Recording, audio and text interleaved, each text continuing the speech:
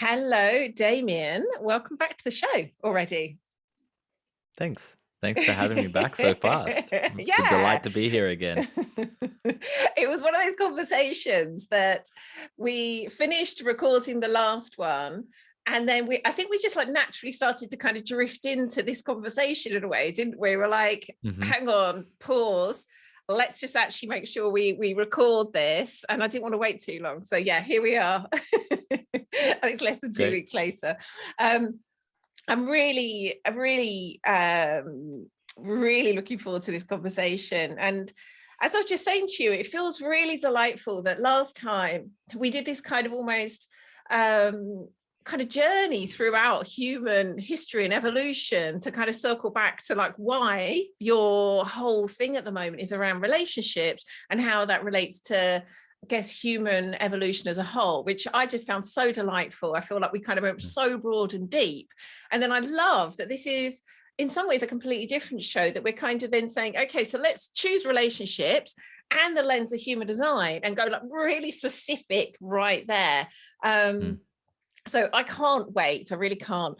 And I would love to hear, before we start to kind of like really delve into the whole thing around human design and relationships, like why human design? Like I now know why you're so passionate about relationships. Why human design and Mm. relationships?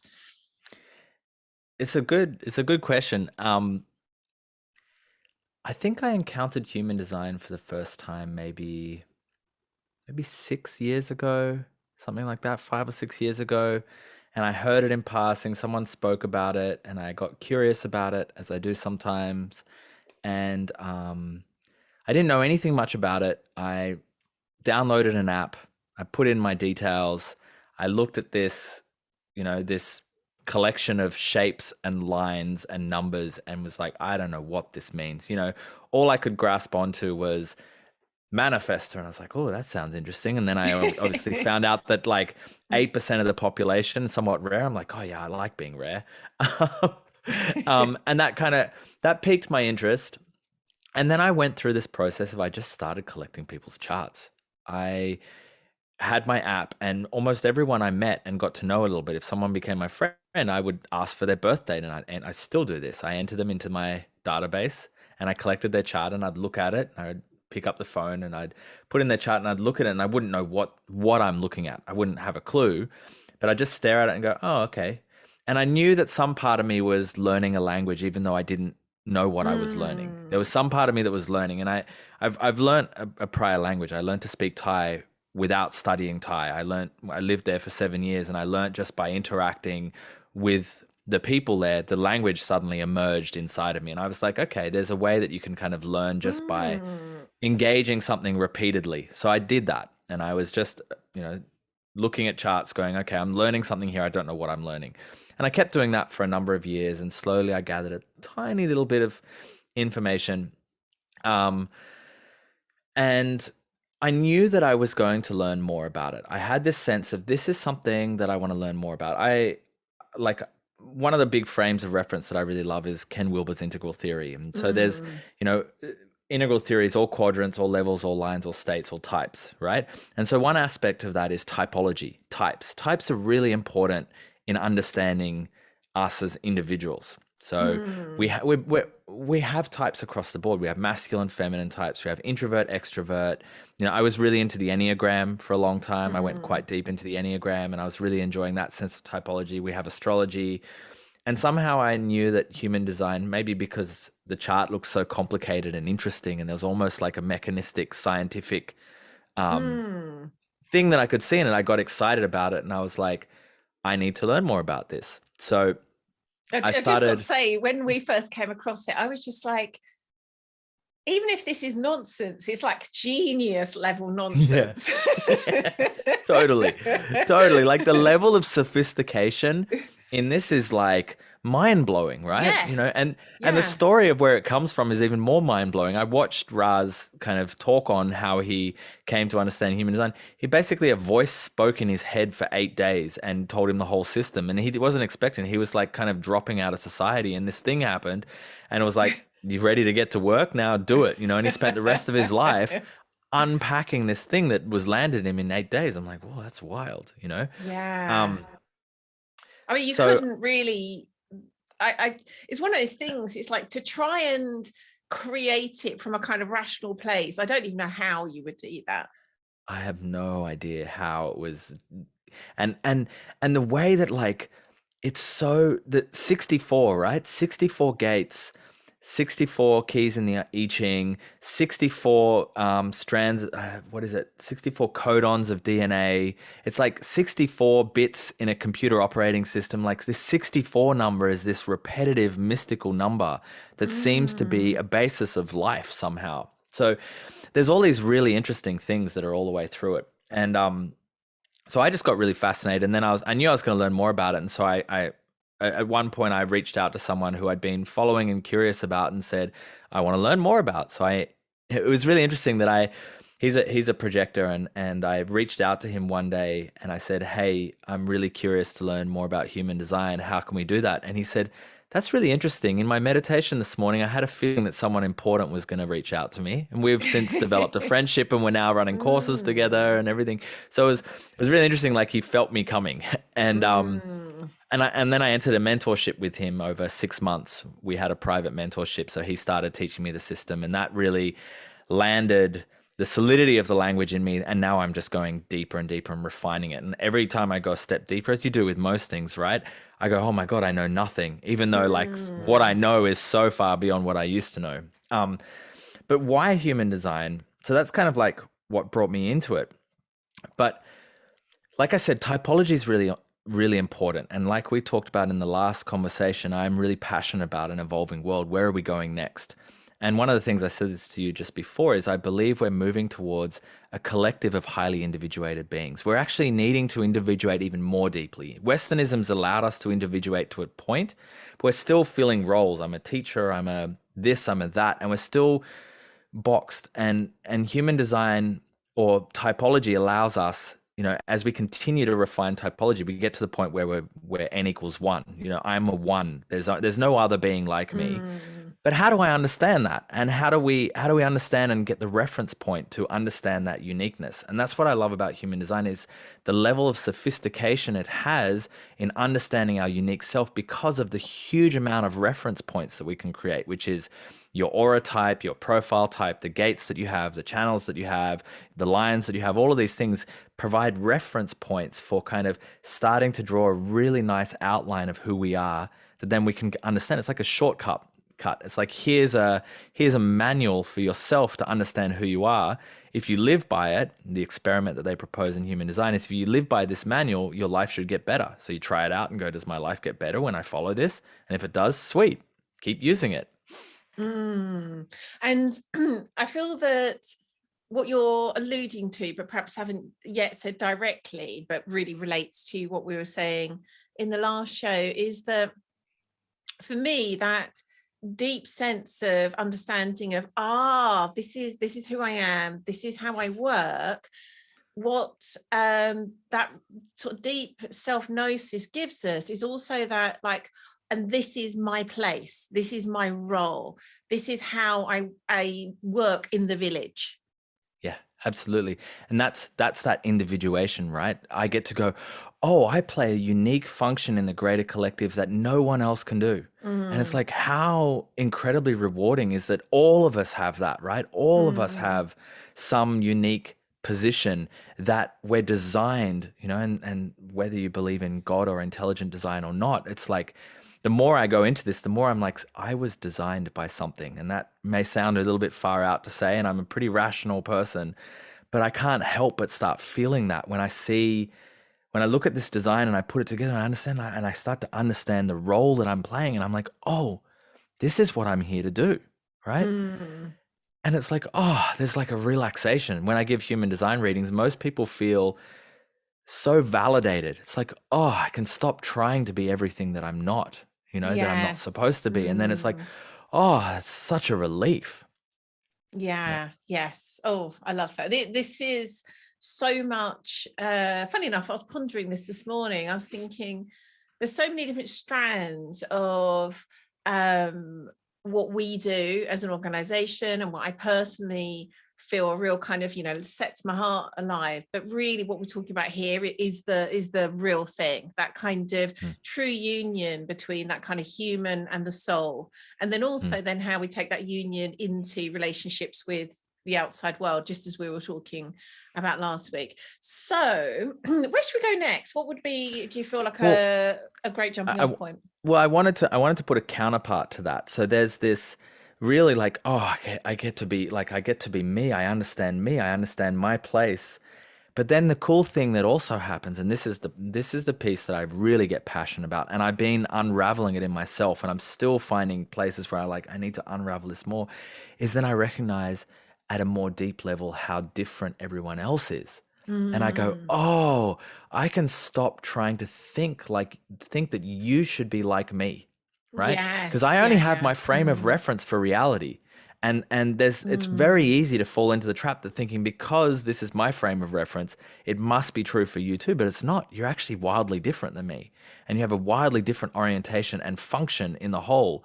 And if I try and impose the ideas that I have about how the whole should work onto you, you're going to feel really uncomfortable. You're going to feel like, oh, what, like that doesn't feel good for me. Like, why? Like, I don't want to be like you. I don't work that way. And so to me, that actually develops deeper levels of empathy. We get to be more deeply empathy, more deeply compassionate, and more deeply honoring and celebrating and supporting and loving each other for our differences, which is, I think we can't actually drop into deeper levels of love without celebration of difference, right? Yeah, I love that so much. Yeah, if it really I think can bring that kind of open curiosity, like recognizing there's so much you don't know, given how much there is still to learn about what makes us tick. It really is that kind of humbling sense of, wow, there's so much to learn about what makes that person tick and that person tick and that person tick. Yeah, absolutely. And that to me is the part that I get most excited about, because, and that's the secret key that I feel in human design that I'm looking for. The reason why I'm so fascinated about the system and I'm digging deeper and deeper into the system. And sometimes I feel a little bit embarrassed because sometimes I rant on and on about it to people, and and I'm like, I'm that human design guy who just talks about this stuff all the time, and I'm like, oh, and then I confront people who are like, they don't believe it. Like, how can time of birth, like how can typology be associated with time of birth? That doesn't make any sense, And I'm like, oh, like the rationale for it stands up reasonably, but not, not to deep scientific scrutiny yet. Your sense of that, actually. Yeah. How do you hold that? How do you respond to questions like that? Well, I mean, it depends. Like, firstly, it depends on the level of engagement the person is. If they're not interested, they're so clear that they're not interested in it, I don't even bother. That's not something I'm going to. But if it's a curious discussion, the frame that really I was already interested before I got more details, just because I started running the experiment and I was like, oh, this kind of makes sense. And I kept going with the experiment. I'm like, oh, this makes even more sense. And the more I learn about my profile, the more it makes sense. It's like, oh, that's who I am. And then I go through the deconditioning process, which we can talk about later. But the thing that I like, the scientific premise of it, right, is that there are these things moving through space all the time called neutrinos. And I believe they're released by giant suns. They're like little particles that are released by suns, and they are not quite light. They're moving very fast, but just slower than the speed of light. We know neutrinos exist. This is a real thing, right? They're moving just slower than the speed of light. So then they function like matter, but they're moving so fast and they're so small that they pass through solid objects. They pass through objects. And because they're matter, they're carrying information, right? So they're passing through the sky, streaming through the sky. And human design and astrology too basically rests on the function that at our moment of birth, it's like when we come out, we're in this programmable state where the software is clean and we're ready to be imprinted in some way. And this stream of neutrinos that's pouring all the time hits us at that moment. We're no longer buffered by our mother's body, right? Hits us and sets up the original programming. And those neutrinos are passed through the planets. The planets have got the most solid bits of information because they're the closest to us. And the position of the planets in relation to our moment of birth determines the neutrinos that hit us. And that's what basically gives us the profile. So what those little bits of information are and where they're coming from, my mind can only go to a kind of spiritual understanding that like there's some, like if we look at a computer's doing something like that, right? And it's functioning, we're in some kind of giant quantum computery thingy that, we're playing a piece in, and we're programmed, right, to play a function in that, and more than that, I can only speculate. But, and it depends, if I'm responding to a question, it depends on someone's openness to those kind of concepts. But, I like playing with people who are really open.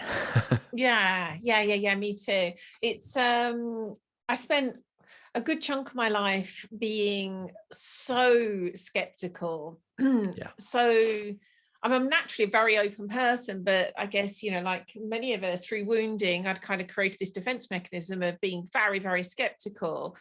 And then realized some years ago that it just, creates a very limiting experience. And having what you could call is a kind of more magical worldview has given me experiences and allowed me to create things I just couldn't have created from that place of like, I needed this to make absolute scientific, evidence that shows that there is no way it could be anything other than that. Like now that just doesn't seem like a particularly useful way of being.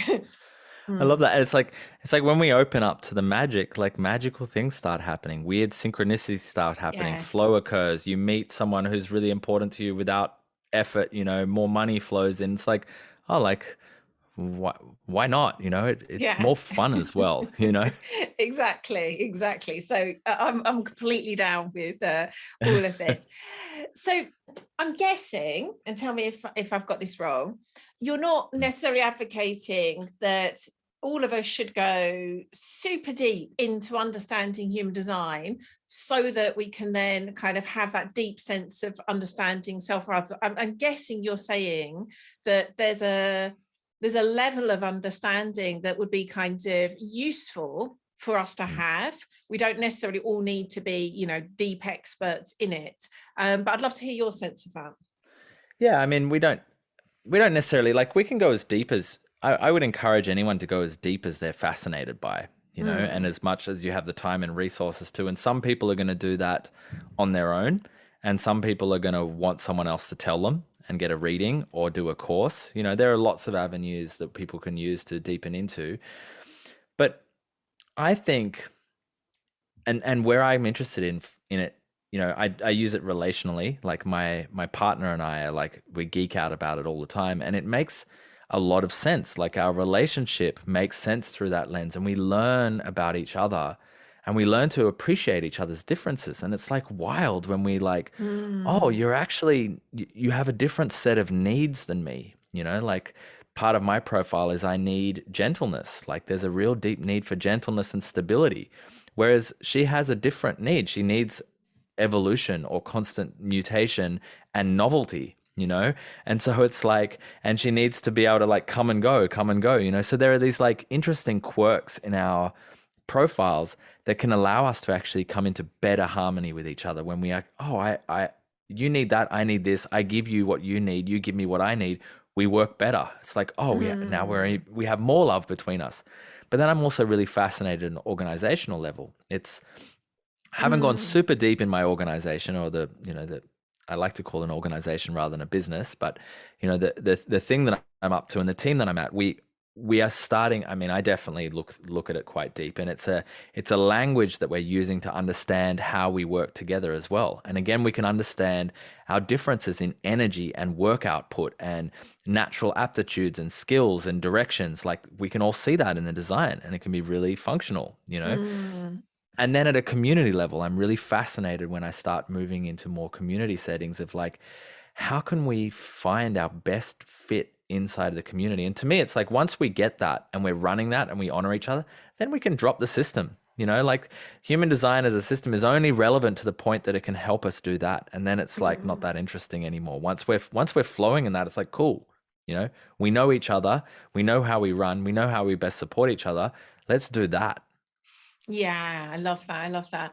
I was saying to you that like you, we've got a fairly great mix of people in the team. So there's I'm the only manifesting generator. Then we have actually one of the team, I don't know, I must go and find that out. But so we've got myself as manifesting generator, 2 generators and 2 projectors. So I think I must hold the kind of manifestor end of the bargain. But it is so interesting, like you're saying, the very real differences between how we tick, the kind of energy we run. But they often call me the time bender, where I just seem to be able to like just do all the things in like no time at all, and they're just like, how the hell does that happen? Hashtag manifesting generator, that's what your design does, right? Yeah, it just seems like I don't understand, why doesn't no one else work like this? But understanding that is a facet of manifesting generators has really helped me. I used to think, why is everyone else so slow and lazy? High velocity output for a manifesting generator, but also the potential to be distractible, right? Like wanting to jump from one thing to the next, to the next, to the next, like, oh, this is interesting and exciting, and now I want to do something else, but very high, fast outputs of energy. Yeah, absolutely. Yes. So coming to that understanding of whether that be relationships, like intimate relationships, or relationships in an organization or in a family, what would you say are the purposes of trying to kind of like make this a practical show? If perhaps we say, like, what are the top 3 things that you would say are worth starting with when we're looking at kind of those differences between self and others from a human design perspective? Definitely. Like the 3 main things, the 3 top things are usually like they're up there on your chart. They're the first things you see on the chart. The aura type, the profile, and the authority. Generally, are like the master those, and rest of the design will probably fall into place. We can look deeper and get more nuanced on the rest. So aura type is we have the manifesting generator, the manifestor, the projector, and the what are they? Oh, what's the word for when the nebulous reflector, the reflector that we can only ever find sometimes. The elusive, that was the word. The elusive reflector. We were talking before, like, I'm desperate to find a reflector. In fact, if you're listening and you're a reflector, let me know. I'm desperate to know one. Great. I did once for a personal interest interview a reflector. We sat down and had a conversation. I wanted to know about her world and what it was like for her. But knowing the aura type really understands how we deal with energy. That's what the aura type seems to be revealing to me the most, or what I'm most interested in at the moment. So like we were talking about for you, the manifesting generator, right? Like has very high, consistently high outputs of energy. It's like almost every day the manifesting generator wakes up, jumps out of bed, and they've got 100 units of energy that they can burn at high octane. Right. And, but the manifesting generator can be distractible. They can have, they tend to want to have more than one interest. One thing is not enough for a manifesting generator a lot of the time. You need to have 5 or 6 things that are interesting and exciting and be able to change between them.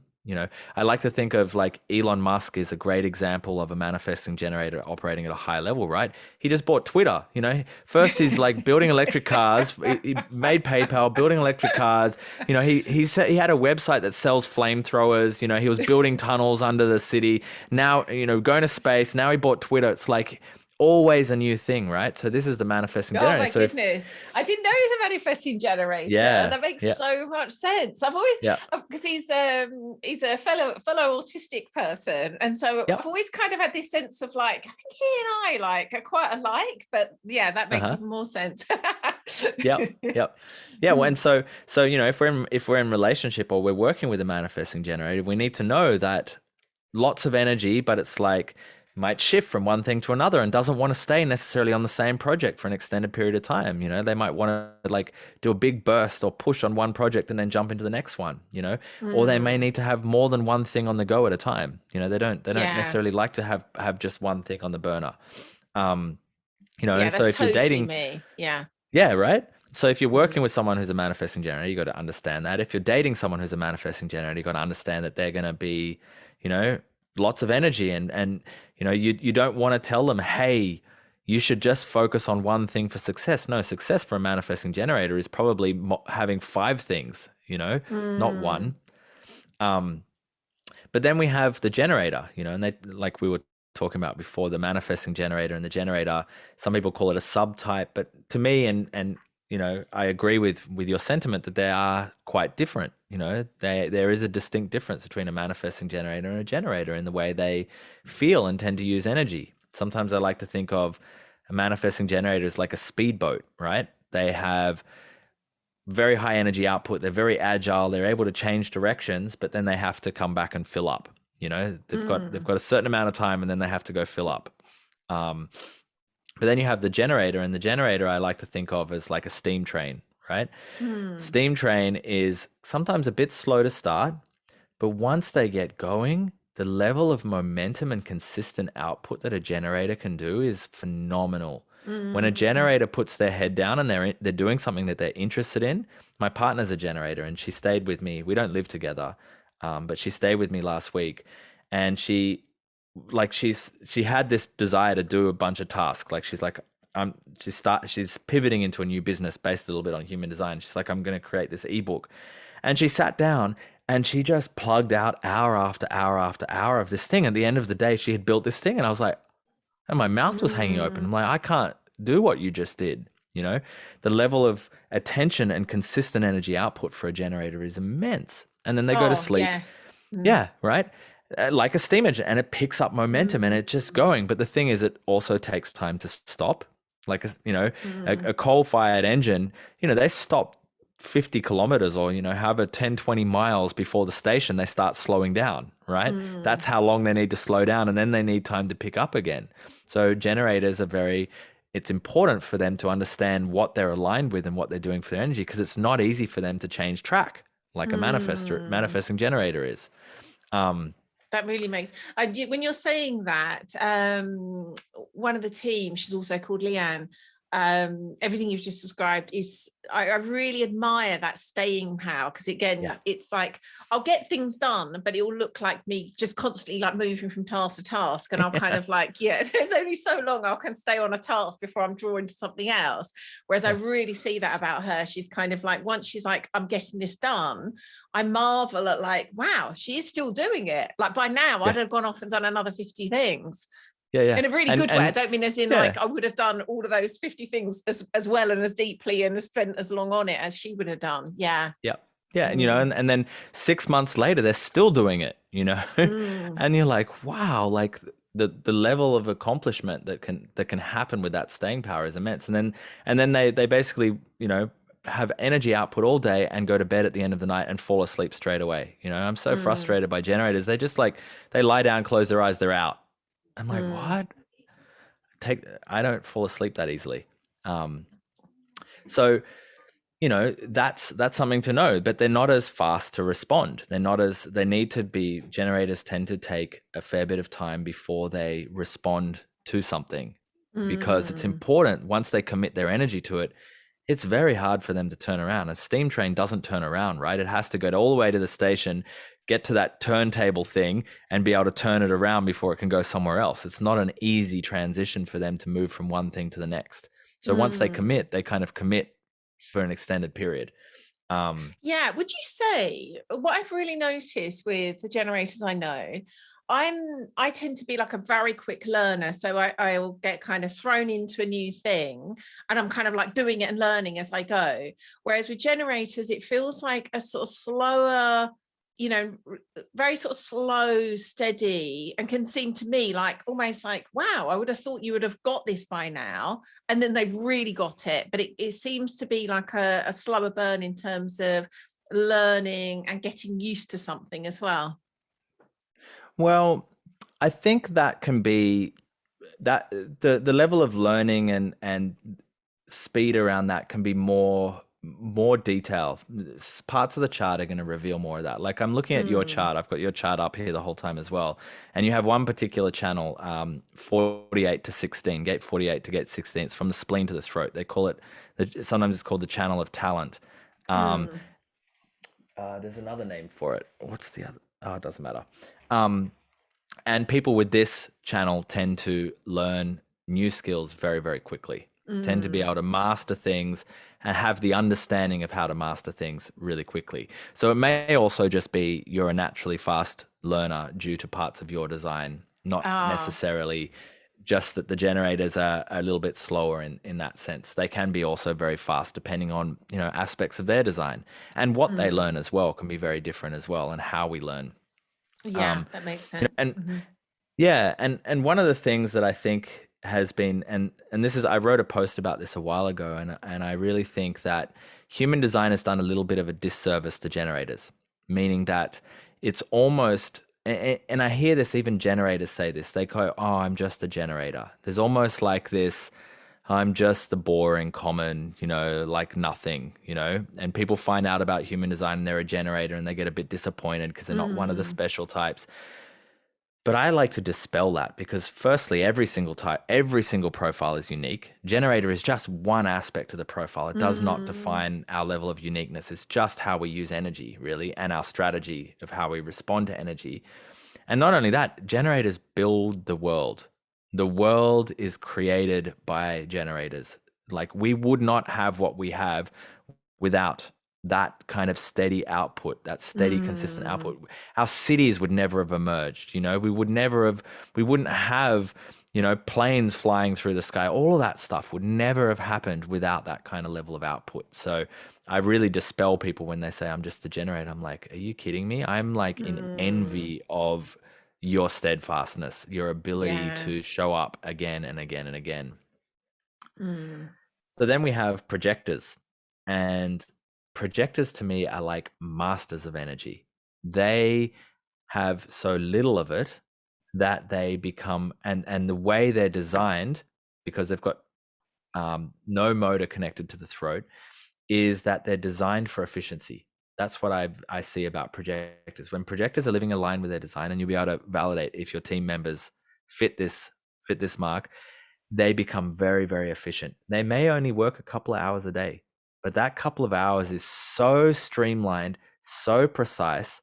Often they're very good at guiding others, and they're good at making the use out of every little fraction of energy they expend is accounted for, and it's used efficiently. And then they go have a nap, right? Yeah, that literally sums up Jonathan, the co-founder. He's, I think I said to you, I seem to magnetize projectors to me. So there's two in our organization, and then I've also got in the my shamanic kind of group, the ones that I'm closest to are also projectors, and my son's a projector. But I don't know if it's because I've got so much energy, there is a kind of like mutually beneficial thing going on there. There is, but the way you've just described it, that's more and more, as we're becoming more and more intentional about how we work, how we create the organization around us, how you've just described it is very much Jonathan's ideal way of working. Yeah. And something very important to know about projectors is never push them to do more than they have available to them. If they say, I don't have any more available, cool, that's their limit, I'm learning that. Very right. gradually. Especially if you've got lots of energy, right? And you're like, what? I can go for 6-7 hours, and they're like, I'm done at 2 hours. It's like, no, that's, they need the space to become very efficient with their energy. And when they're aligned, the ability, so projectors are able to see quite deeply into things. They can see deeply into people or into systems too. and they're able to see and tweak and adjust things. It's like, okay, if we make this little adjustment, the energy is going to flow a lot better. And they'll make a tweak or an adjustment, and suddenly, whoo, there's more energy flowing Mm. through the system. Whether that's an individual person or an actual organizational system or an actual mechanical system too. Mm. Um, so to me, they're wired for efficiency. That's Yeah. their design is to really maximize the flows of energy.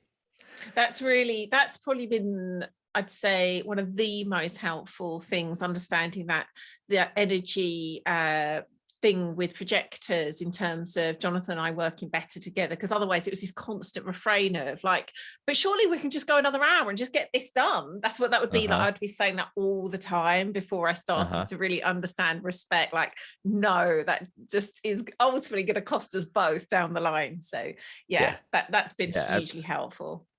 Absolutely. And when we start honoring each other's types, we get the best out of each other. And that's what we really want. And when we recognize our type, like for you, it's really important that you're able to do free reign and like jump between tasks and like, use your, high octane energy up things. And it's really important that a generator has the space and we free the distraction so they can commit to showing up steadfastly. And a projector is free to like come in and tweak a system and be really energetically efficient and go nap. Projectors are like the nappers of the world. They need naps. Literally every day at lunchtime. Like I wouldn't even, I don't think I ever have a nap in the day.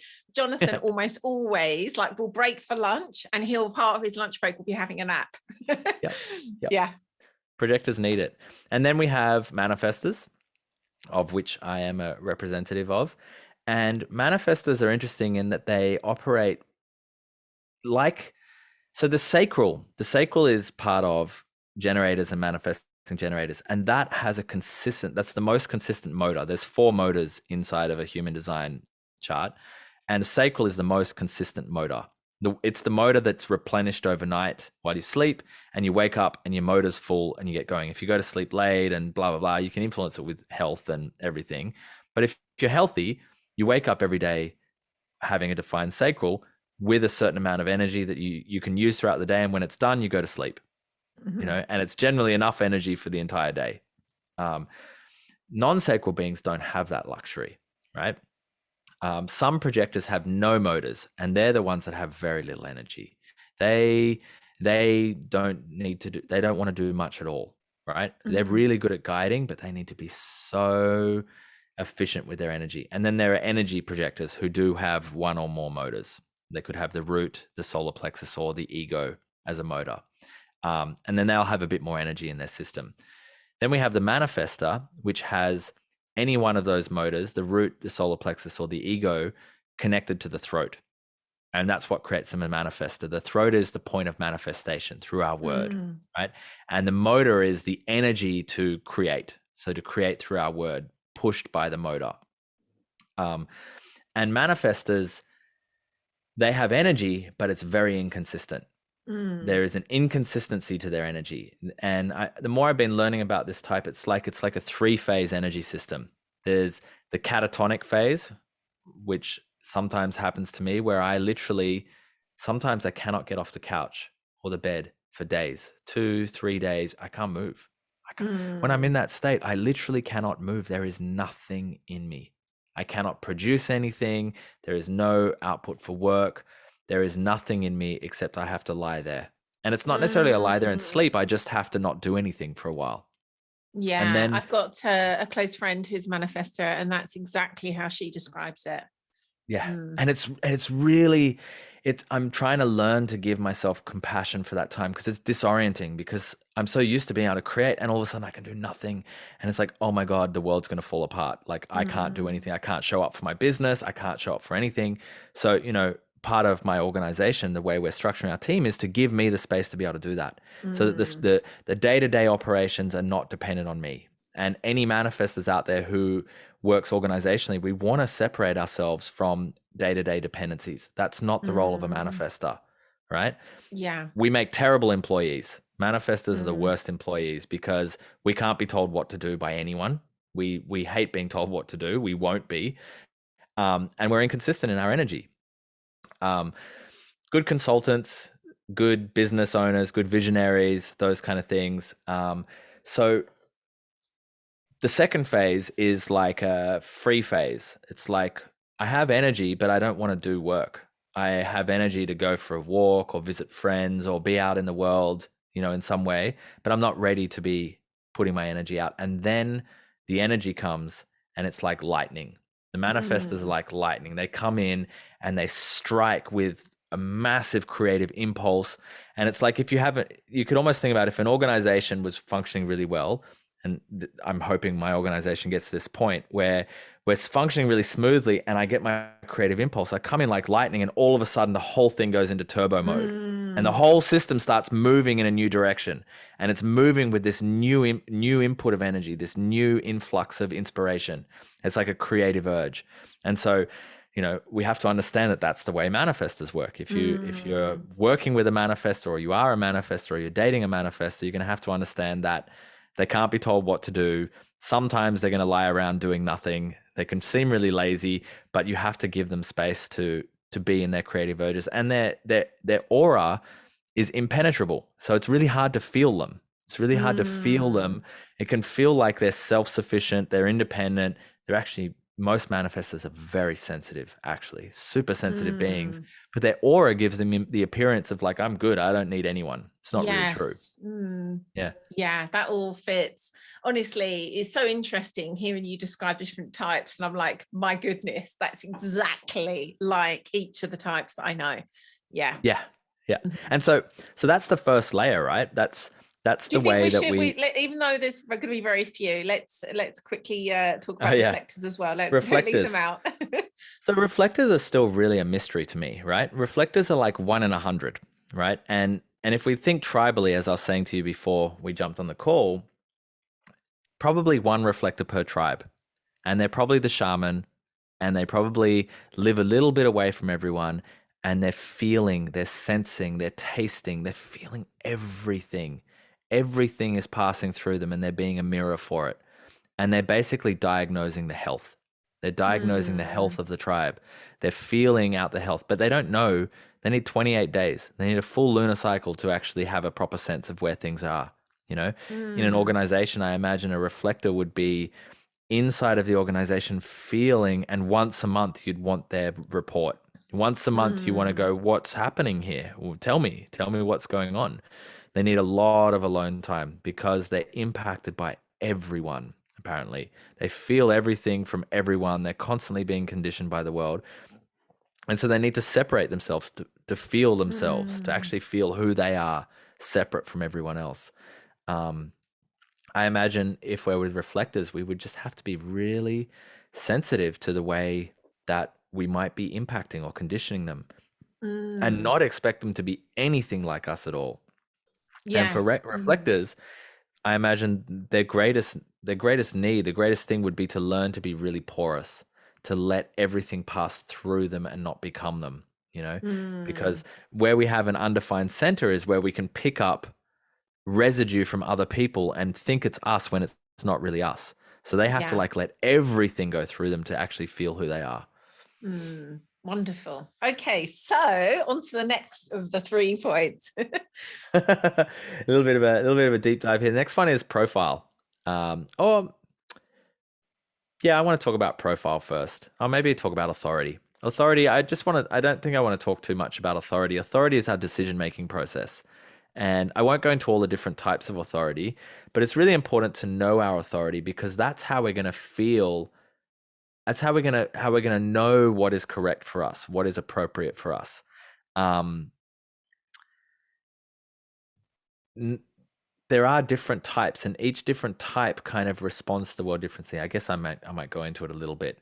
There's like people who have and there's a hierarchy of authorities, meaning that if you have a certain center defined, that means you automatically have that profile, and then it goes down. We remove a center at a time until we get to a reflector, which has basically they have to feel all the transits of the moon.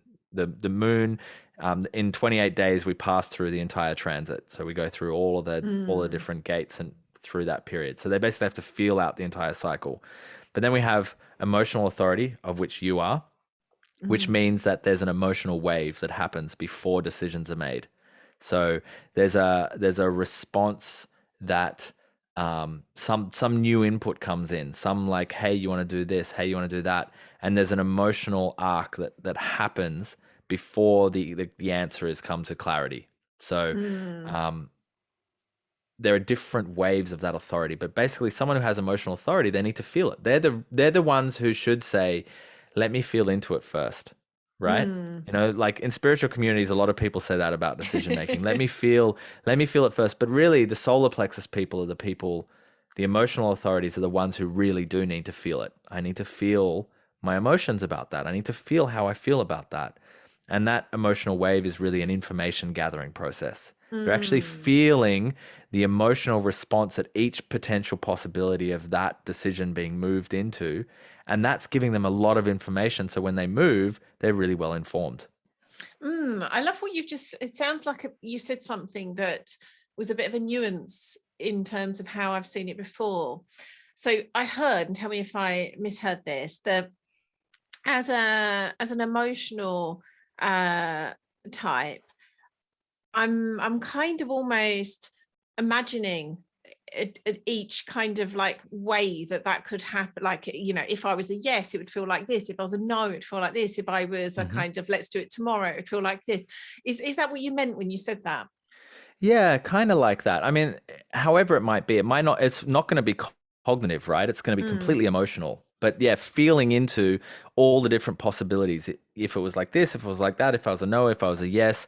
And it tends to be a way from pleasure to pain, from mm, excitement to despondency. And you kind of go through the entire arc and then you stabilize and you go, now I know what I want to do.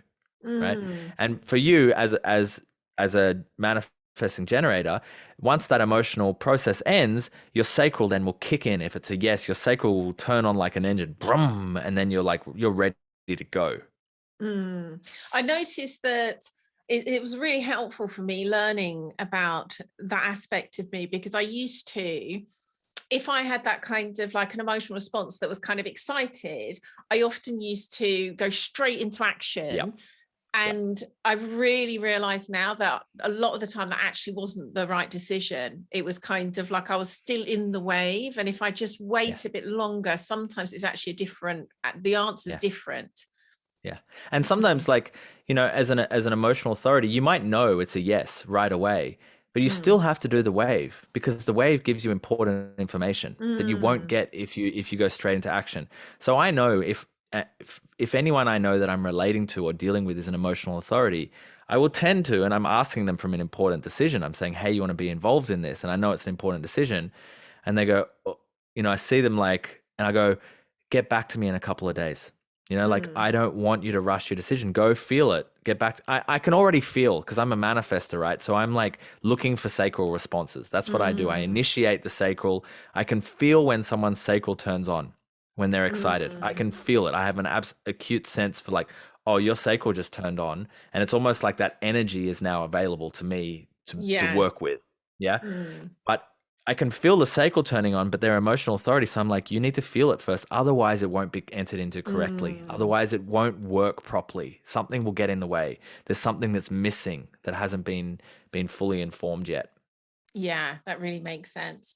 Honestly, we should have made this show 3 hours to be able to get into all the nuances. What else would you like to say about authority? We'll try. I'll do a quick run through of Mhm. of kind of the major authority types. There's sacral, which is essentially like a physical kind of guttural response, like yes or no, like uh-huh. That's how they often refer to it. But when I don't have a sacral, so I don't know the actual response. But when I talk to people who are sacral authority, it tends to it's like a feeling of turn on. They're the ones who, Mm, so while emotional authorities are like, let me feel into it, sacral authorities should really be asking, am I turned on by this or not?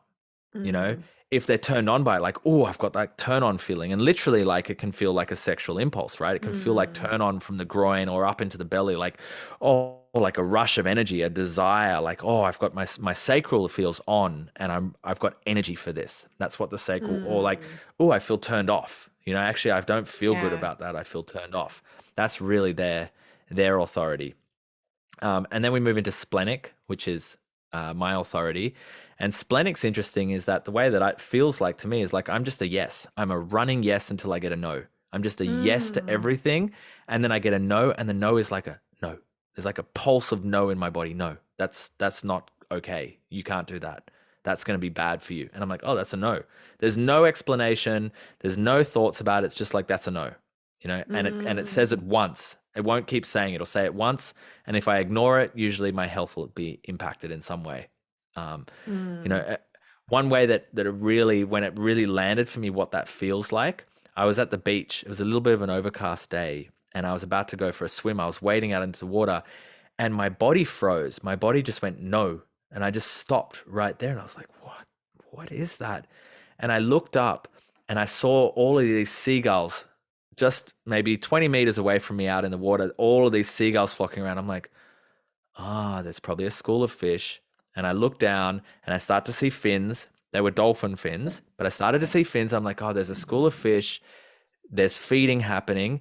And there's probably, because the dolphins are in the middle, there's probably sharks circling the periphery. Oh. And my body was saying, don't go there, probably because there was a shark. I was like, I could make sense. But my authority said no. And that's what the splenic is like. It's very instinctual. It's like, no, don't get that way. You'll die. Right. But that relates to life too.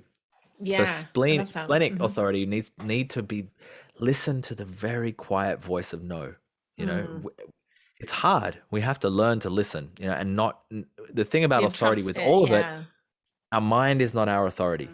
That's one of the biggest mistakes that I think we've made as humans, is believing that our mind knows best. It does not. The mind is only good for sense making. It's not good for decision making. We don't use our minds to make decisions.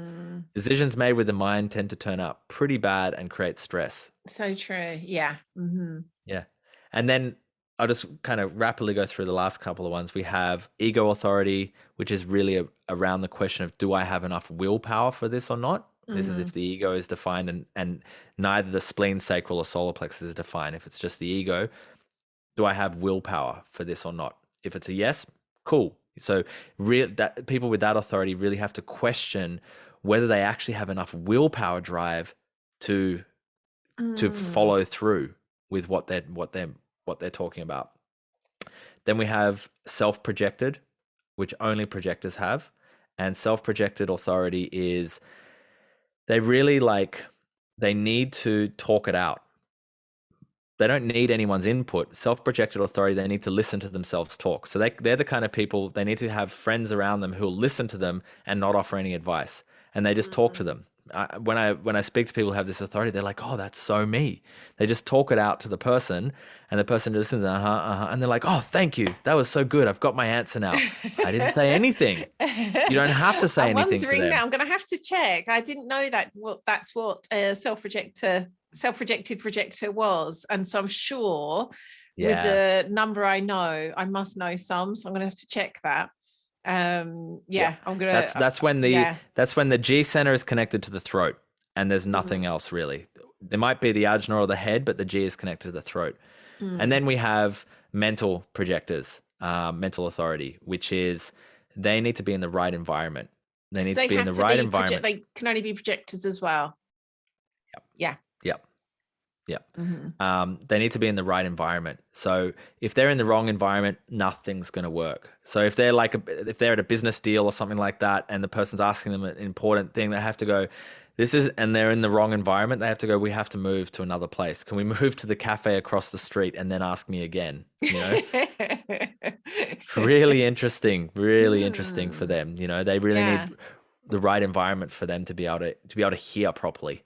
So that's authority, and it's important to know these things about each other, and how we relate in these ways, because it's going to support us. It's going to recognizing that we don't all make decisions the same way, and if I'm a coach or I'm working with people and I try and encourage, I don't understand these differences, and I encourage you to make decisions in the way that I know how to make decisions, but that's not true for you.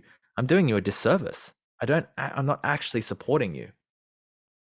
Yeah, that really makes sense. Yeah. I think all of this is helpful, but I think particularly if you are coach, consultant, or a leader of a team. These things are, it's really helpful to know, really serve everyone.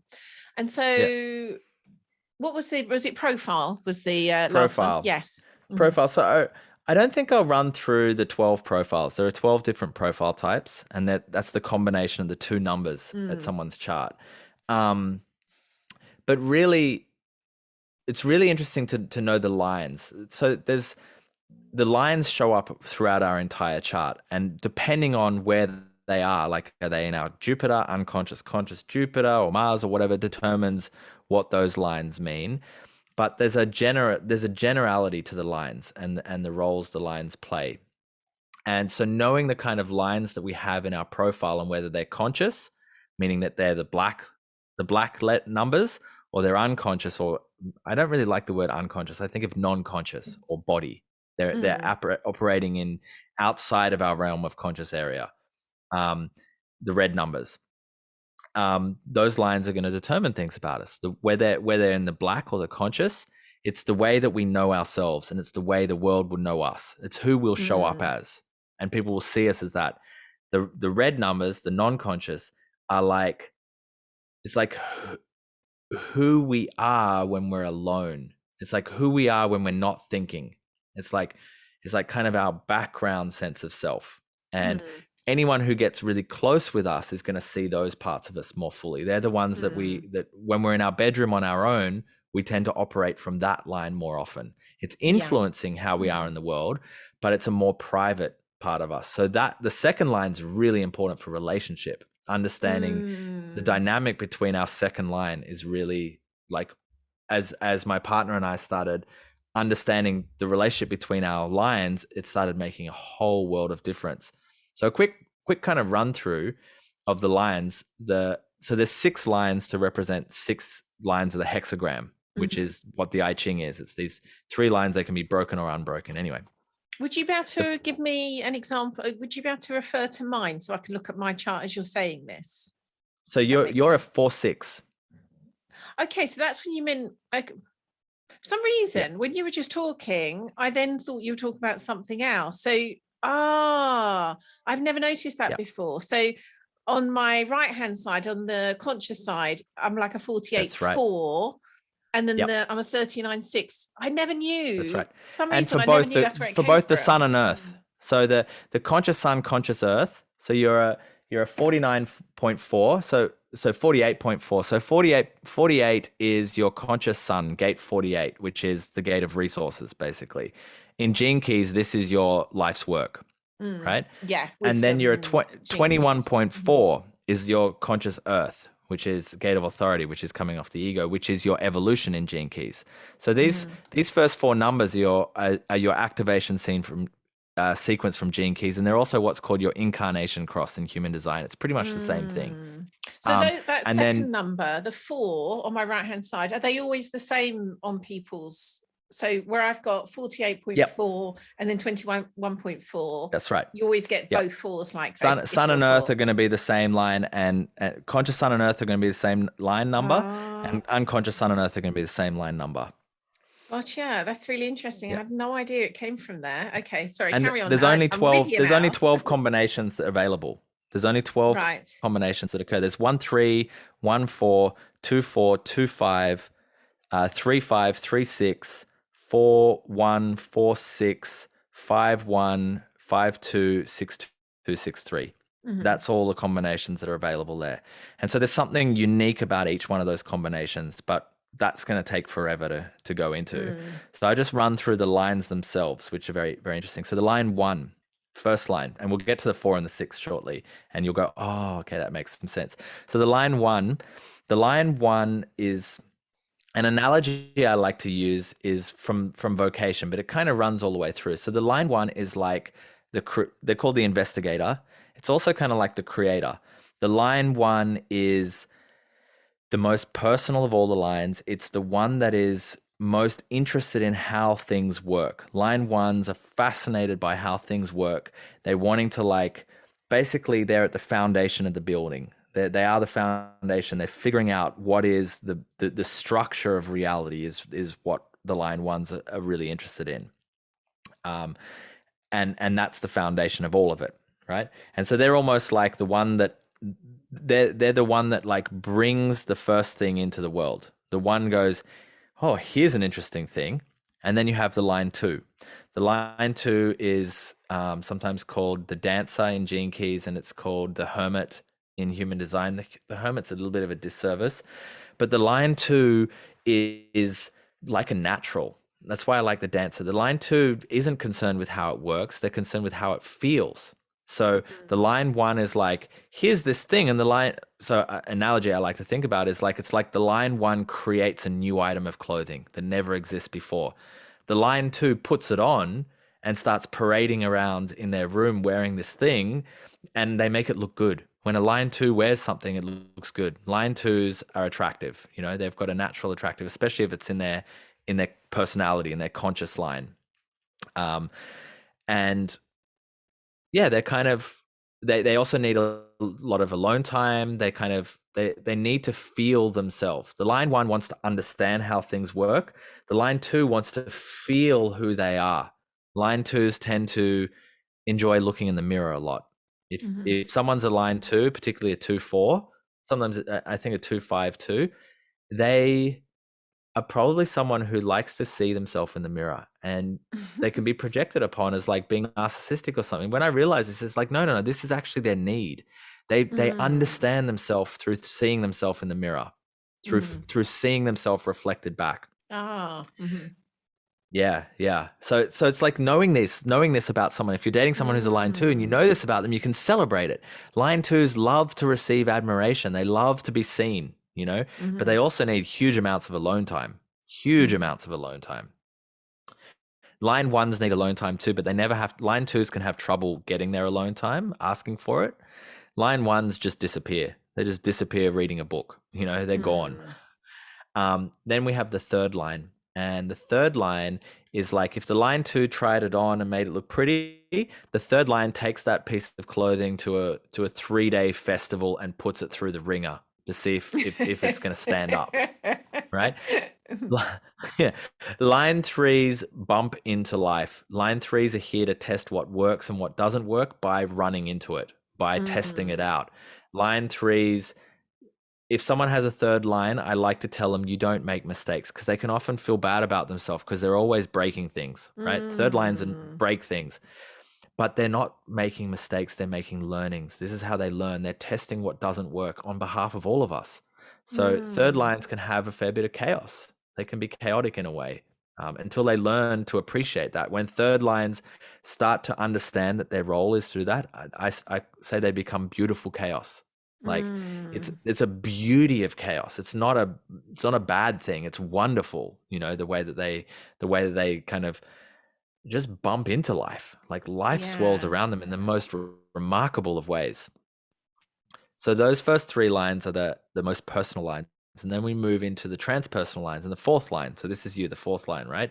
The fourth line is called the opportunist in human design, or the server in Gene Keys. And the fourth line are externalized, and they're both opportunistic, meaning that they're very connected to networks. So they want to be fourth lines. So for example, a fourth line will go to a party because they want to know who's there and what opportunity might come out of it. Who would they meet, and what would that opportunity provide by meeting that person? So fourth lines are the great networkers. They love to be networked to people. They're also influential. Their mind is very strong and influential. They're not here to have their mind changed. You can't change a fourth line's mind very easily. There's no real point arguing with a fourth line if they've dug their heels in, because they're not going anywhere.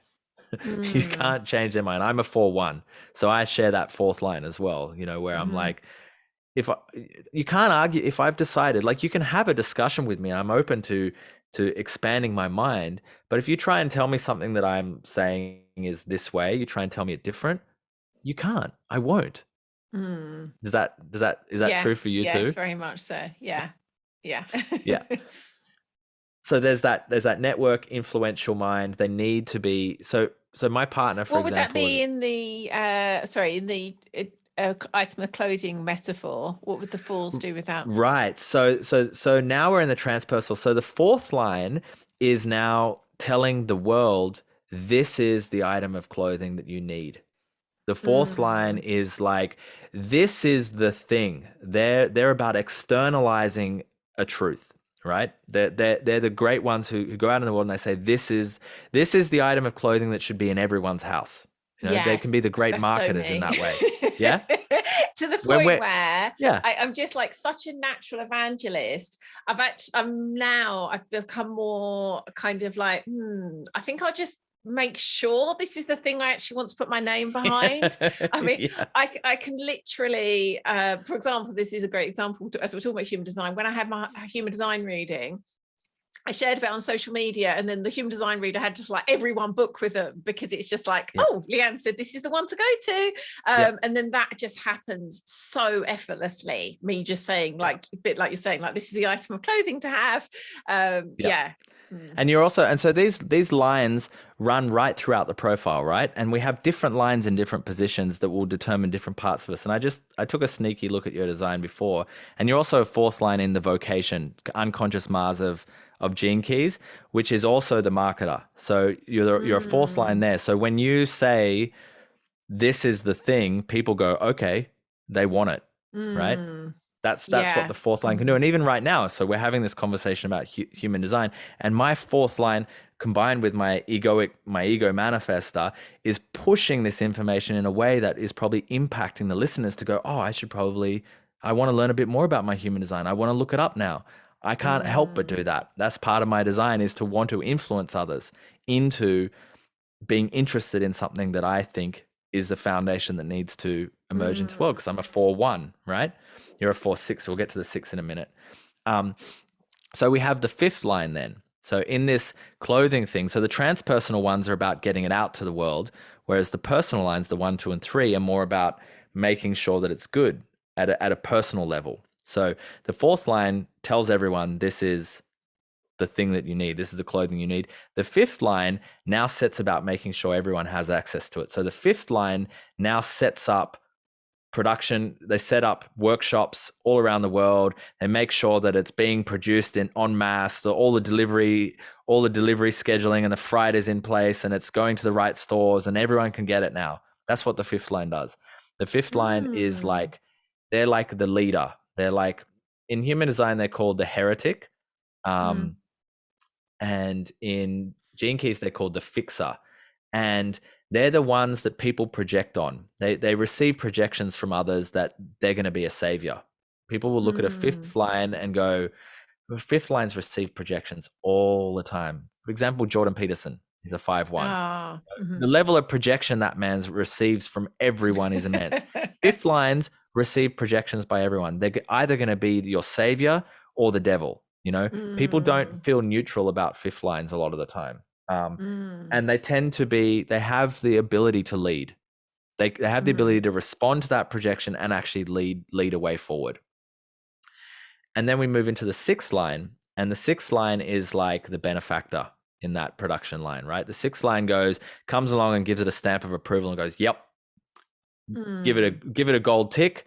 This has now been accepted as a gold tick standard of clothing that the world, should have access to. So the sixth line is the most transpersonal of the lot. But they're really interesting in that they have a 3-phase life cycle. They have the first 28 years of their life, 28 to 30 years of their life, and this may be true for you. This might hit some truth for you as an unconscious or a design 6 line. They act like a line 3. So the first 28 years of life can be a bit chaotic for a 6 line. That's very true. Until Saturn return. Saturn return happens and something changes in the 6th line.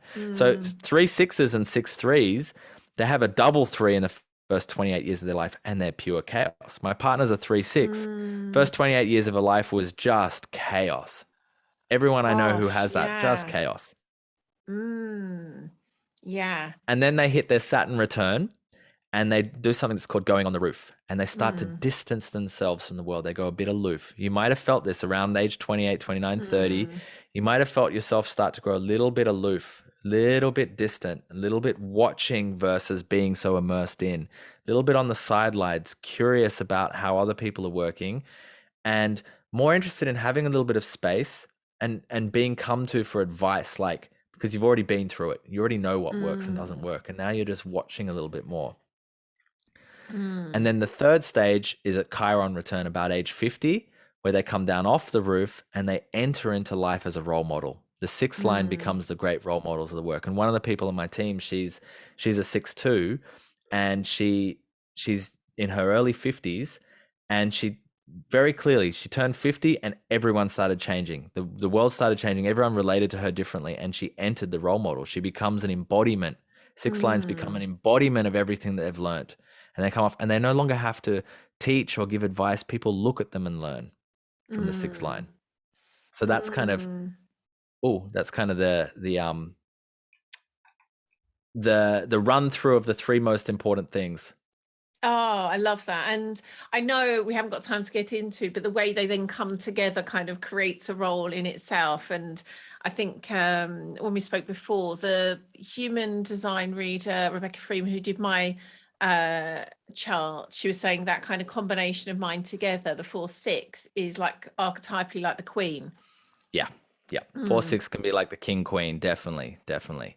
There's mm, a regalness, there's a kind of influential, aloof regalness, particularly in that 28 to 50 years life stage, mm, for the 4-6. And so each of the profile types has a distinct role to play. And then as we start to understand that and we put them all together, then we have this really incredibly powerful way of understanding each other's unique roles, working together, and creating a more beautiful, to come back to that quote again, the more beautiful world our mm. hearts know is possible is created by us being who we are designed to be. And when we understand that, celebrate each other, and then just come together, we can create magic. Yeah. Oh, this has been such a delight. You've really brought all of this to life. I mean, I knew a bit about all of these things, but you've brought it to life in a way that I've heard things that like, oh, I can't wait now to go and look at that person's chart and that person's chart.